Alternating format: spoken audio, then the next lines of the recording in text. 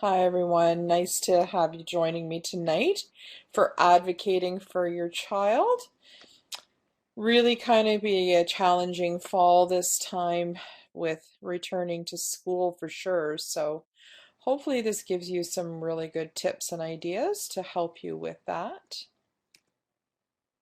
And so Lost at School by Dr. Ross Green it's a really good book. It has lots of good information about this topic. Um, and it's a bit of a hard read. It's not that it's complicated, it's just it's a bit dry. But it is a good book to pick up if you're wanting to sort of just kind of gather some more thoughts about, sort of struggles that kids may be having and sort of how to maybe sort of put some frame of reference to it. So really a good recommended read for sure.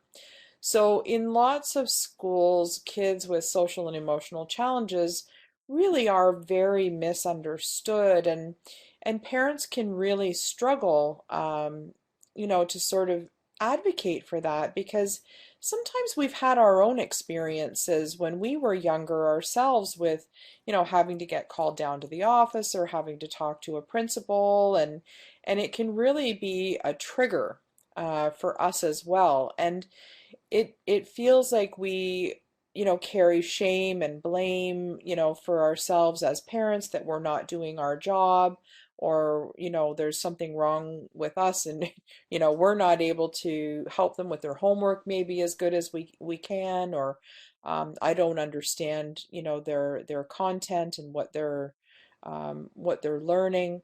So, we carry some of that as caregivers as well. And a lot of times the kids themselves just feel very misunderstood and sometimes mistreated as well, or maybe disrespected, right?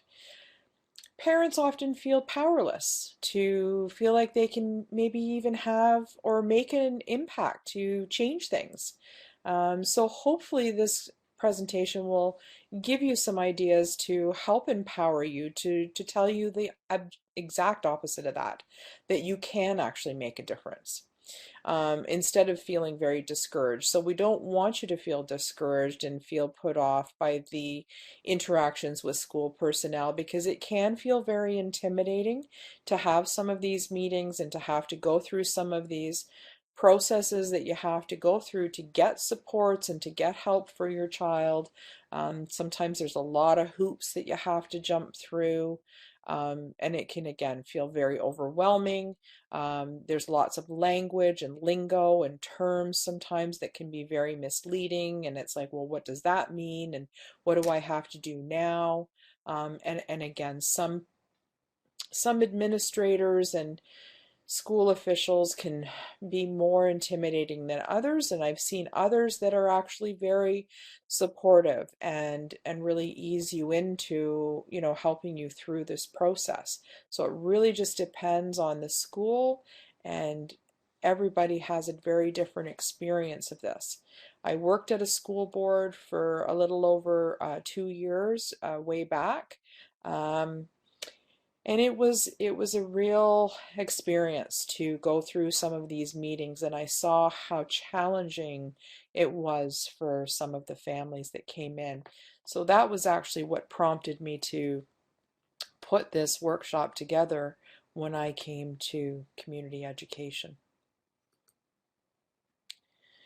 So this is a little bit of a poll activity just for you to kind of select for yourself, what are some of your concerns for your child? And you can just check off, again, this is not a conclusive list, but just, what are some of the things that are sort of popping up for you when you think about your kids returning to school? What are some of the things that come to mind?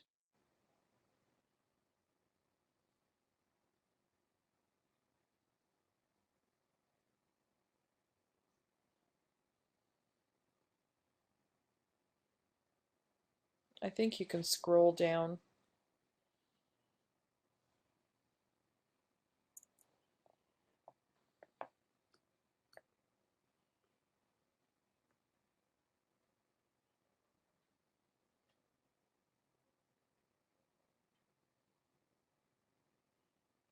Communication is so big, eh? In the relationship.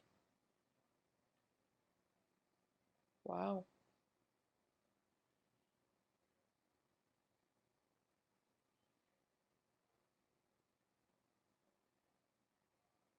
that's really significant. So hopefully this presentation is really going to give you some ideas to help improve that communication and improve that relationship.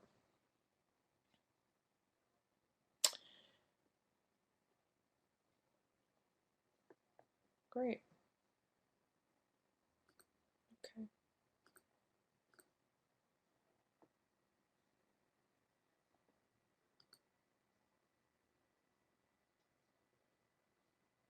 Okay. Oops. Whoa, what did I do? Okay, I think we can close that. Perfect. So communication was really prominent. So I want you to sort of take a step back for a minute and think about the teacher's experience in this. And, um, they really do bring a lot of and carry a lot of enormous stress, and especially will this fall as well. Their experience with COVID and everything has been, you know, really high.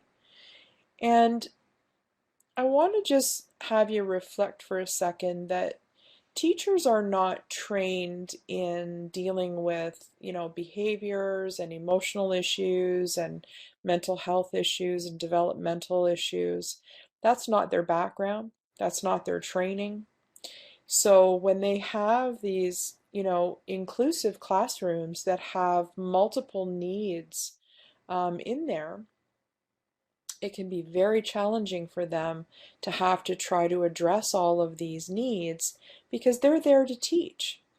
And now they have to try to make all of these accommodations. And a lot of times parents are coming to them as advisors on, well, what do I do with this and what do I do with that? And yet this really is not their forte. This isn't their strength. This is not their background. And some of them don't have necessarily that information to draw from. So just something to sort of tuck away and keep in the back of your mind that they may not be that reference that you may want them to be.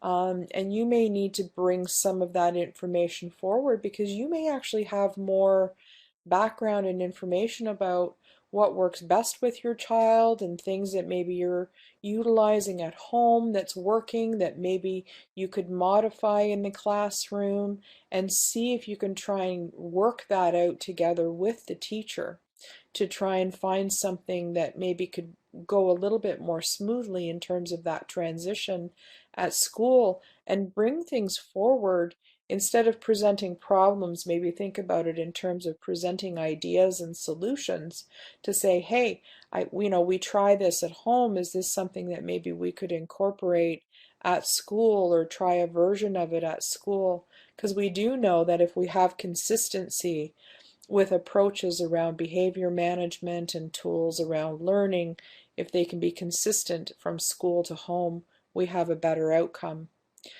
So their stress level is very high for those reasons, as well as for all the multiple behavior concerns, because ultimately they get the most airtime, unfortunately, and the ones that are anxious or the kids that have maybe selective mutism, they tend to take a back burner, unfortunately, and sometimes they ride under the radar. So these kids really need to have advocates to be able to speak up for them. Can be very hard dealing with parents sometimes in terms of, just trying to sort of dampen down some of the intense emotions that might be coming up from some of the parents. Some parents can be very vocal about the needs for their children, but maybe not necessarily hearing what's really going on between the lines. So not always having all the right information, but yet very vocal. So that can be very distressing for teachers as well. And sometimes teachers don't receive the support that they need either. Yet they're trying to cope with all of these various challenges, but they're equally feeling stressed because they're not feeling like they're being given the tools that they need to try and help your children to the best that they need to in order to help them have a successful academic experience. So what we want to do is try and create this sort of connection really between everybody, right? We want to have everybody on, not necessarily the same page, but for heaven's sakes, at least in the same chapter. We want to have the teacher or the various different teachers or some key people identified. We want to have the student part of this process, and we certainly want to have whoever the key caregivers are or key parents involved in this circle of connection. Okay? And you want to build this support team. So anybody that can be involved in sort of helping the child. So we've got obviously, right, sort of some of the school people. We've got the teacher sort of front line. We have a principal and a vice principal. But then there's other people involved at the school. There's learning resource teachers. There's EAs, ECEs. There's other various resource people at school that might be part of the support team as well. You may have a family physician or counselors or other health professionals involved. There may be other sort of aftercare, morning care, daycare staff or directors. You may have other caregivers just in terms of spouse or partners or like if you're a split situation, there might be other shared partners or like a step parent. There may be grandparents that are involved in the support team as well that can be attending meetings or dropping kids off at school and be part of maybe helping with homework or assignments. Aunts and uncles can be part of a support team as well. And sometimes previous teachers can really be helpful in terms of talking with a previous teacher to talk about strengths that a child had or maybe how they were learning best, especially if it was a year that maybe they did really well that year. Having a conversation with that teacher about what was their experience with your child and maybe how can we bring some of those tools forward maybe into like another year and see if maybe that helps improve the experience that they're currently having. Your approach really matters here when we're talking about the communication and trying to improve that relationship. You want to really be proactive and you want to sort of put your foot forward here, right? So you want to be the one that sets the meeting up first. Um, it always sort of sets the stage to have you be more sort of assertive if you're sort of taking that initiative and saying, I want to be in charge here. I want to be the one that's, finding out, what's happening with my child and what's going on in school. I want to take an active role. I want to find out, what can I do? What role can I play? What can I bring to help support the situation, right? Rather than sitting back and waiting to have them have to approach you. It's much easier and it flows much better and it sets a more productive stage right off the bat. And it really moves forward with sort of a team approach, right? And it leaves sort of negative stuff more in the past because it becomes more proactive right off the get-go. And you need to be open-minded, right? Because people are learning new things, they're learning new ideas, they're learning new ways of learning, new ways of being, new ways of helping kids through challenges if they're dealing with emotional stuff or behavioral stuff. They may be trying new approaches just in terms of sort of how they're functioning in the school. So be open-minded. You know, find some key words, tell me more, help me understand. I'm not sure what that means. What does that look like for my child? Those are some key words that can really help you in a conversation to kind of gather a little bit more information. Try and gather the details before you kind of close a door, to be able to fully understand what that may look like for your child in their experience. And these are just some quotes that just kind of help you to sort of stay in that mindset by focusing on what matters, staying in the positive. And if and you don't go through life with an open mind, you'll find a lot of closed doors, right? So again, and you're going to get that perception from the teacher or the other school officials that, well, yeah, they don't want to hear it, they don't want to listen, they don't want to try anything new, because they've done it before, they've tried it, they always say this doesn't work. Even if you've tried something, just say, you know what? Maybe we need to try it again. Maybe we need to revisit this. Maybe we weren't, quite getting it right. Let's talk about this. Maybe we can go over it or review it, and maybe we can give it another go. Have that open mind, shift your perspective, to try something new, try something over again. Even your children are changing. They may accept something a second time round that maybe they didn't accept the first time. You want to really gather, this is really about you being that detective here, and really putting on that hat to be a detective, because you want to gather as much information and know the facts about your child's situation and being very specific about that. What are their strengths and weaknesses? And having those interviews with other people at the school that may have known your child, firsthand, what may be affecting them, what worked well with them in the past. Make any lists that you may need to about difficulties or specific situations. Find out if maybe you feel the same way as the teacher as well, because you may have very different perceptions about how they perform in different areas. And also, if you have multiple caregivers, I think it's also interesting to compile some notes from each of them as well on how they may see the situation, as behaviors and attitudes can change from different caregivers as well.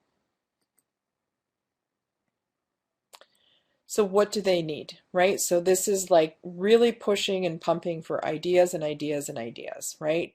So this is a lot of what questions. What skills do they need? What are they struggling with? You really want to hone down and get to the fine points here.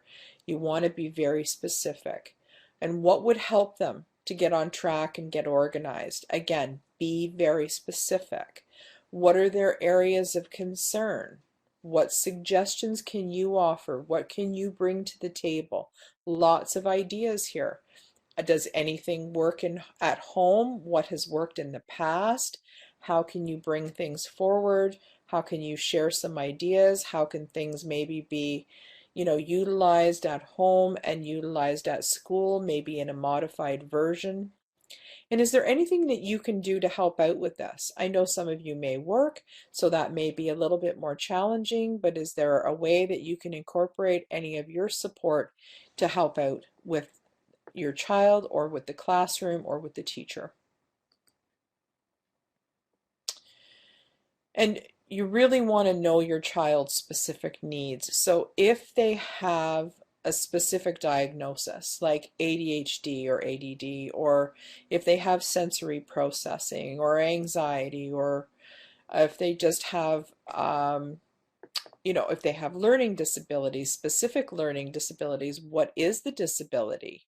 If they have poor social skills, if they have difficulty handling emotions, right? So if they have poor emotional resilience, do your research. Check out what is going on out there in terms of, sort of content. You can certainly take many of our different parenting courses to give you ideas, to give you some of the language, so that you can take articles back. We have lots of things that you can use to take back to the teachers to say, you know, hey, I learned about this, or I learned about something else, and could we try this? We give you lots of suggestions and ideas from some of our workshops, or we give you places that you can go, books you can check out. Um, it's really important for you to bring this information forward. Remember what I said right at the start of this.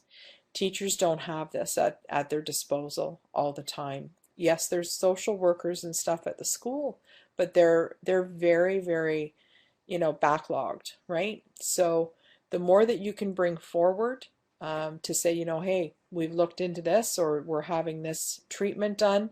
Maybe you're seeing a therapist. Maybe they can have an article or something that you could bring forward for the teacher to read about a specific disability that might come with some ideas for them to try to incorporate in the classroom.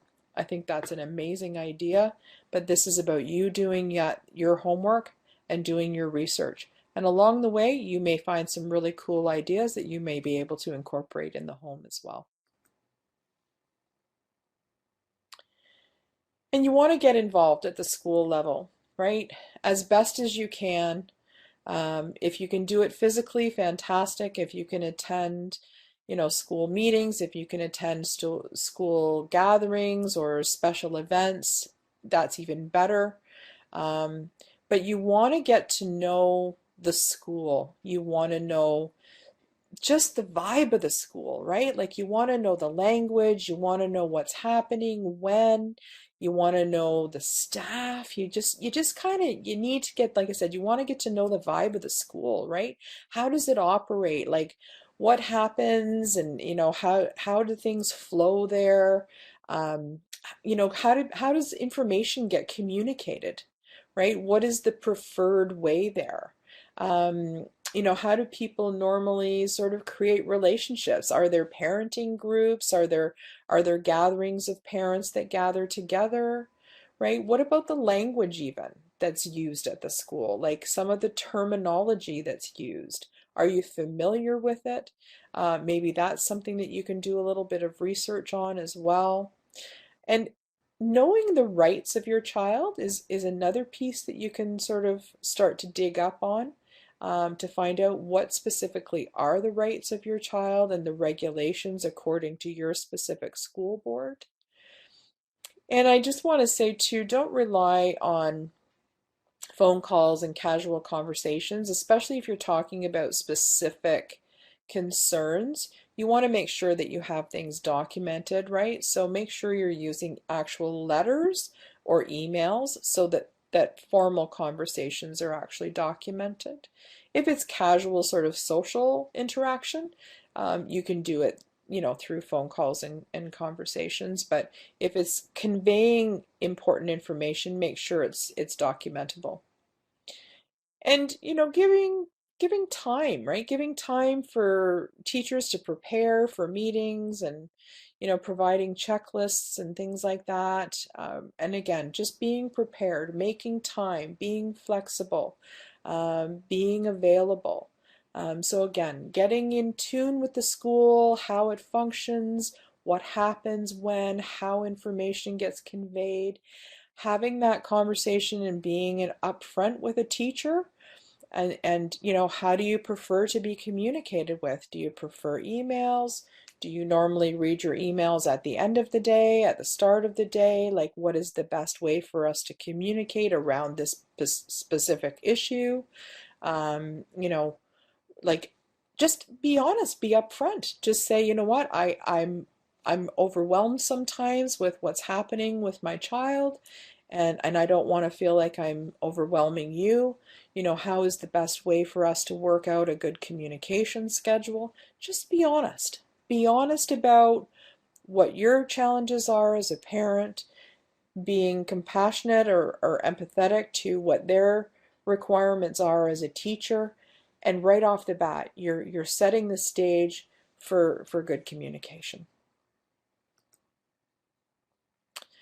Be organized. I cannot specify this enough, to create good file records for, if you have multiple children, you need to have a file record for each of your children at home, right? So anything that you're communicating, make sure that you have it filed in a specific little system. It doesn't have to be anything fancy. It can be one of those little foldy things that you can pick up from like a dollar store. But anything that you're sending, print off a copy, it goes in there. If you get any kind of like an assessment done or anything like that, make sure you have a copy of it, or the original goes into your filing system. And don't take your originals to the school. Make a copy, take the copy. Don't take your originals. And like I said, if you're making requests or conveying any important information, make sure you're doing that via writing or email. Keep copies of emails or a photo of everything that you receive or send to the school, right? So you want that documentation to be able to go back and reference, right? So again, keeping those good records, keeping that sort of dates in order as well. So keeping notes on your phone or a small notebook can be handy as well. So get used to using the notes section on your phone, because things can happen quickly.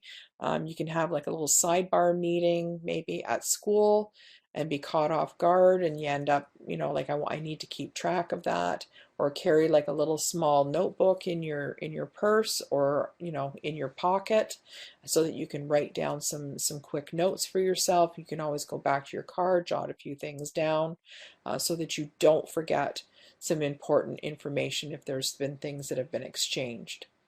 And if you hand deliver anything to a school, just make note of what it was that you delivered and who it was you delivered it to, like who received it. So if it was a secretary, just make sure you take the name and the time that you delivered it and the date, right? So that way it's a reference check for you that this is who I delivered it to, and I have it documented that this was where, not just, oh well, I dropped it off on, I think it was a Thursday, and I don't know, there was a girl at the desk, and I think she had like dirty blonde hair. I think her hair was like kind of like maybe to like her chin.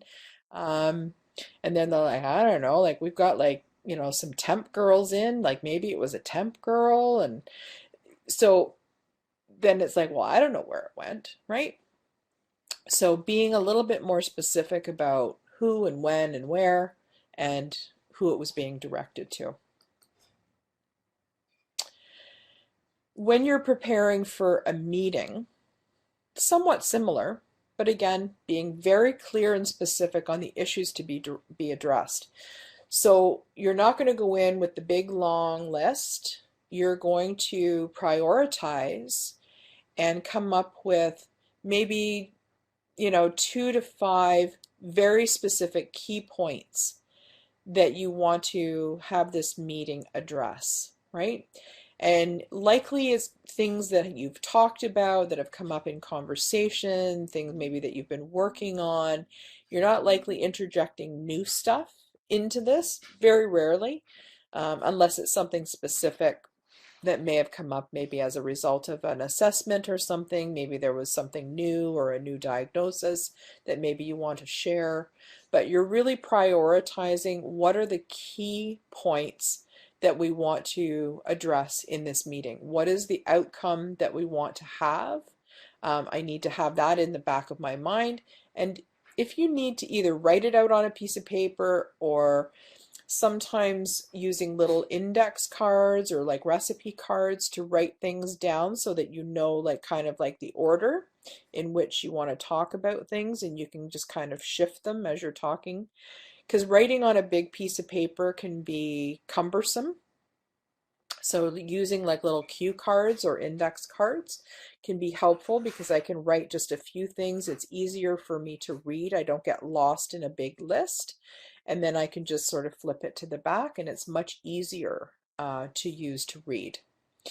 And bring along ideas and suggestions. As I said, very receptive. They're usually very receptive to ideas and suggestions and how they can be weaved into the school setting. recognize that they're not likely going to be able to be sort of completely sort of, you know, taken from, you know, how we use this at home to, yes, we can incorporate this into the school exactly the same way. But again, think about your language. You know, how can we weave this in? How can we maybe modify this in a way to maybe help build some continuity maybe, or consistency, because they do well with this kind of an approach, and see if we can get some collaboration that way. Be specific about any questions that you want answered. So if you have questions from people that are going to be attending the meeting, so if you have a principal there or a teacher there or a learning resource teacher that's going to be there, and you want some specific information that you feel you haven't received, make sure that you write down what are the questions, what is the information that you need, or answers that you feel like you have not received yet. So questions, write them down, and again, only write maybe 2 or 3 and be specific. Any paperwork that you feel is going to help bring your point across, right? So any report cards, performance evaluations, any evaluations, assessments, doctor's notes, letters of support from anywhere, anything that's going to help support your points, bring that with you. And point number 7 is last but certainly not least. Don't attend these meetings by yourselves. Bring somebody with you. And it's for lots of reasons, because these meetings can be very emotional and they can be very triggering, as I mentioned. And sometimes we just don't hear well as caregivers, because we're caught up in that emotional moment, and it's like they're talking about my kid, and I may get very activated. I may become emotional. I may cry, or I may get angry. Maybe I need to take a break even. And don't be afraid to say that. Don't be afraid to say, you know, can you give me a second? I just need to go to the washroom. Maybe I need to cry. Maybe I need to put some water on my face, run my hands under some water. Having that other person there can take a little pressure off of me. They can be seeing things or hearing things that maybe I'm not seeing or hearing. They can be writing down things that maybe I'm missing as well, because I know I've seen that where I've gone to meetings and I've walked away and the other person was like, "Oh, did you catch this?" And I'm like, "Wow, did they say that? I missed that completely," because I was caught up in the emotional moment of something. So very good to have somebody else with you, to be another set of eyes and ears during these kinds of meetings, because as I said, there is that emotional component to it. Using your time effectively. So this is just courteous, right? So just be polite and courteous, right? Be careful of your tone. Keep your cool, right? As I said, be aware, like if you're feeling like you're going to be triggered or activated in some way, take a little pause. Just say, you know, do you mind if I excuse me to use the washroom, or bring a water bottle with you to take a little sip of water. Be on time, respect the limits, that the time that they have. These meetings don't last for huge amounts of time. They usually see several families, in sequence. So they don't have a lot of time. Again, this is why, you only bring a few of your sort of key points with you to these things, because they don't have a lot of time to go into a big long list, right? And you want to try and maintain some degree of eye contact. You want to stare. I mean, staring isn't, that's awkward and uncomfortable for anybody, but you want to make sure that you're, if you're looking down, then you're looking back up, and doing it in a kind of a natural way. It makes sure that you're providing that active sense of listening. You're doing that head nodding. You're giving the aha, yes, and asking for feedback. Does that make sense? Um, and if they're offering information, again, what does that mean for my child? I'm not sure what you mean by that. Can you help me understand? Can you please clarify for me? And if they ask things of you and they want a decision from you about something, and you're thinking to yourself, I'm not really sure, it's okay to say, you know what, I'd like to have some time to think about that.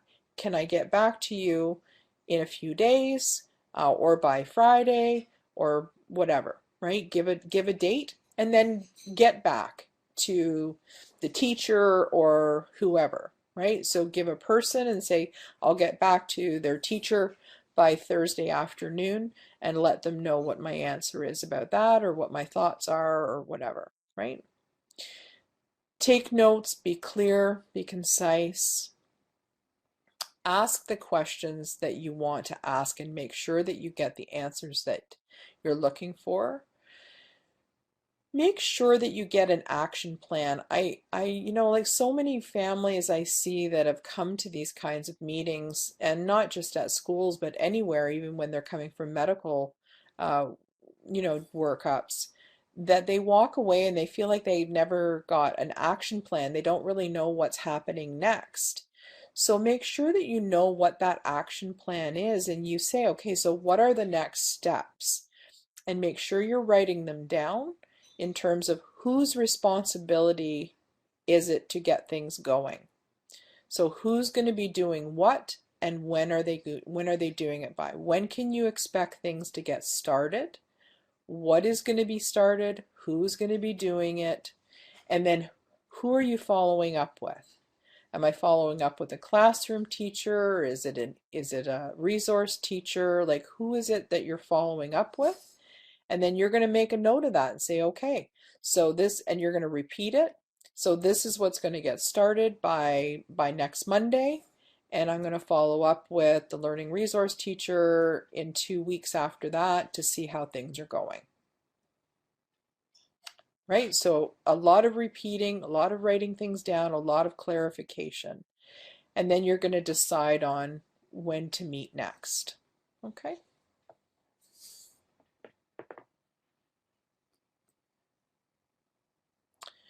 Be clear about what it is you're asking for. So if you have specific questions and you're not sure about the language, be clear to find that out ahead of time. So if you're asking for things like an IEP, make sure you know what an IEP is, which is an individualized education plan, or if you're asking for a review of an IEP. If you're looking for an IEP for behavioral or emotional needs, that's very different. If you're wanting to have better communication with the staff, that's another separate thing that you're looking for. If you're feeling like your suggestions aren't being considered, like such as a reward system, or if you want things like break cards or distraction options, if your child just needs to have like mindful moments, where can they do that? Do they have a calm down center? You need to be specific again and know what it is that you're asking for. Again, this is part of you doing your research about what is it that your child needs, right? So if they need to have stuff to help with emotional management, I need to have some idea about what kinds of tools might be useful for my child. Have I explored using those options at home to make sure that some of these are things that they do use and they do find useful, and then I can talk to the teachers about them to see if we can utilize some of those things at school. Bring some ideas to the table, as I mentioned, and you know your child and your youth the best. So here are some ideas. So too anxious to ask for help, so they can have a code in place to use. So instead of asking, they can just maybe put an eraser at the corner of their desk, and that can signal to the teacher that they need to ask for help or to ask a question. If they have externalized and internalized behavior issues, maybe a quiet zone somewhere in the classroom, maybe that can be something that's prearranged, a calm down center. If they're feeling very overwhelmed or frustrated or anxious, they can have break cards or little activities, things that they could do, or maybe go read a book, or maybe they could go to the library or a resource room. Understanding behavior triggers. right? So maybe a checklist for teacher with broken down into hours or periods or subjects. So breaking things down into time frames to understand what comes before or after a behavior is important to know. Excessive energy, so if they're bouncing off the walls, they need to maybe have some distraction games. That can be useful. Increasing positive behaviors, reward systems can be useful, and building new skills. If they have positive skill report cards or little notebooks or anything written to go home that's like really that encouragement about, hey, good job doing, and specifically identifying the skill that they're learning is really helpful to give that reinforcement for new development. We want to really focus on setting the kids up for success, right? So be clear. So using the specific skills, as I said, like what is it that they're using and is it appropriate for the developmental level? If it's not, then we're trying to maybe ask them to do something that they're not capable of, right? So for example, have I asked, they asked to play, they waited their turn, they used please and thank you. These would all be really great things that we would want to say, like, that was fantastic. I really liked the way that you asked to play with the other kids on the playground today.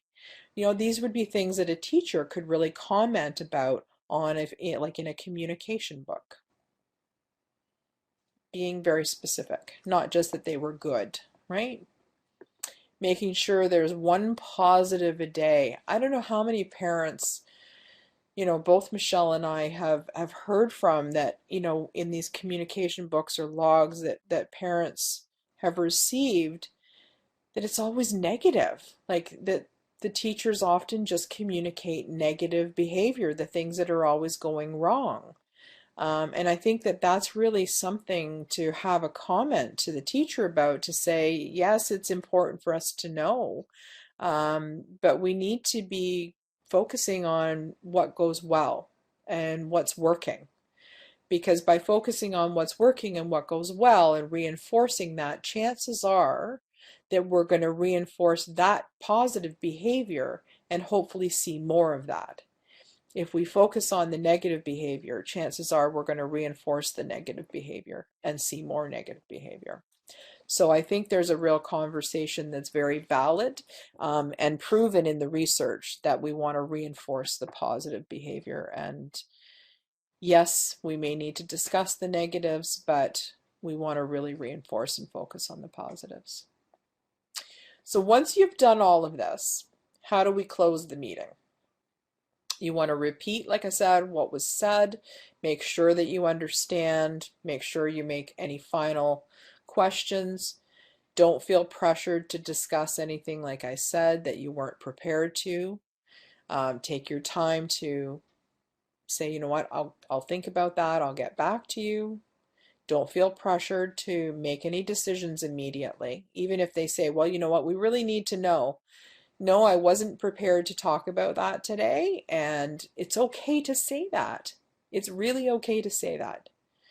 I wasn't prepared to talk about that today. I did not know that that was going to be brought up today, and I really need some time to think about it. And I will get back to you by Thursday afternoon, right? And like I said, take the breaks if you need it.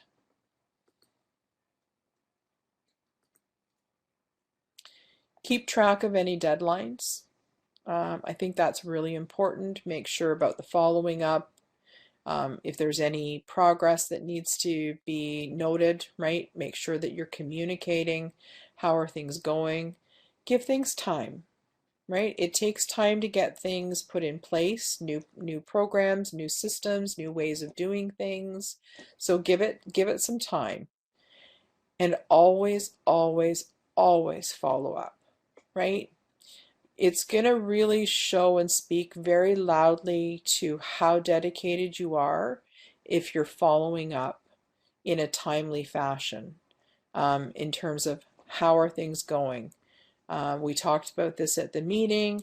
I know that you guys were going to start this new, whatever it was, this new program, and I'm just calling to find out, did it get set up okay?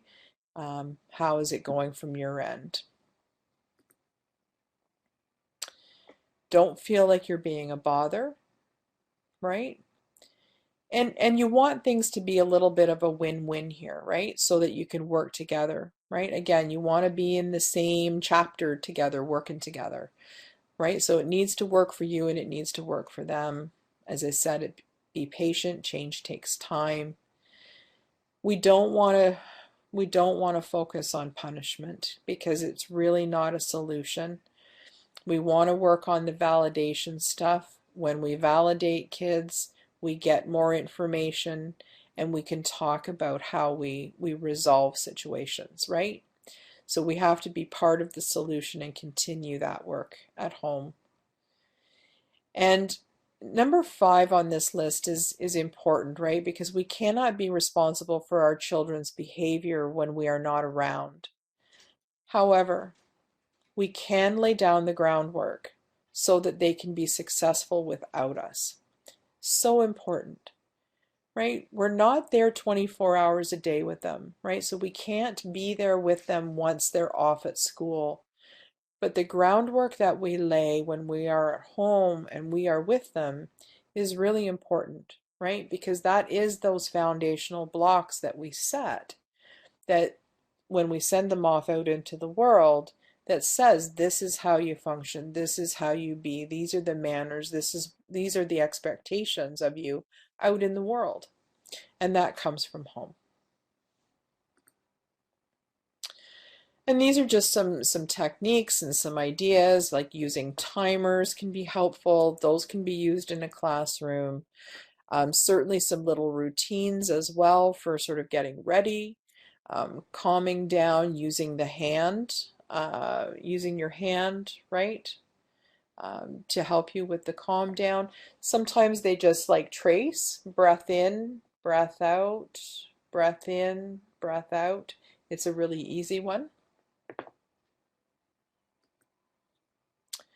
Little break cards. I was talking about the break cards, right? So I feel, that I need a break and what are the choices, right? So maybe they could have a break card and then they place the break card onto the teacher's desk or like the little eraser, right, at the corner, signifying to the teacher that I need to ask a question.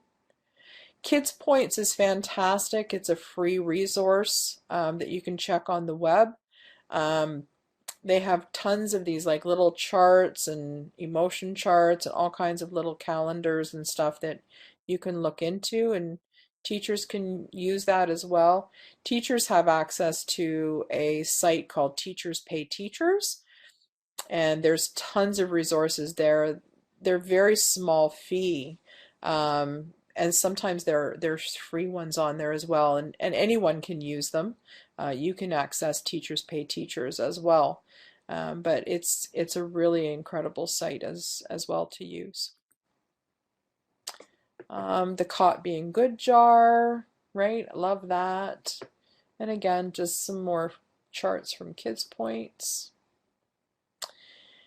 And we have tons and tons of resources here for you, right? So there's some on ADHD, sensory processing, anxiety. So there's just tons and tons of resources here that we've included for you guys. And I just want to say thank you for staying with me tonight. Does anybody have any questions about anything?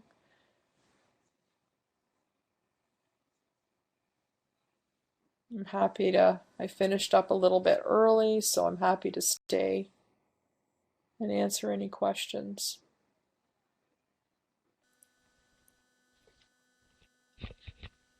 Thank you, Sue. While we're waiting for some questions, feel free to share them in the chat that's right below Sue there.